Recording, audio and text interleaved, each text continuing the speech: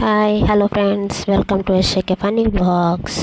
ఈరోజు నేనేం చూపిస్తున్నానంటే ఈత మొక్కల్లో బీచ్ ఉందన్నమాట. అది చూపిస్తున్నాను ఎందుకంటే మా వినాయకుడి నిమజ్జనం అక్కడే చేశారు కాబట్టి మా పోలోల బ్యాచ్ అందరం కలిసి వినాయకుడి నిమజ్జనం అక్కడ చేసామన్నమాట. ఇంకా బొమ్మని కిందకి దించారు అందరూ, మగవాళ్ళందరూ చిన్నగా లేపుతా నీళ్ళలోకి తీసుకెళ్ళారు. ఆ నీళ్ళు బాగా ఫ్లో ఎక్కువ వస్తుందన్నమాట. మనిషి తగిలితేనే పడిపోయేటట్టు వస్తుంది. బాగా ఉప్పగా ఉన్నాయి నీళ్ళు కూడా.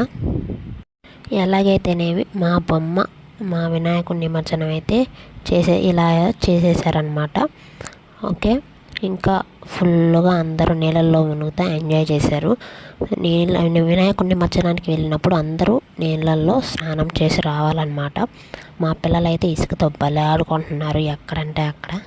మా నాన్న అయితే మా పెద్ద పిల్లని తీసుకెళ్ళాడు ముంచడానికి, అంటే నీళ్ళల్లో మునిగి రావాలి కాబట్టి.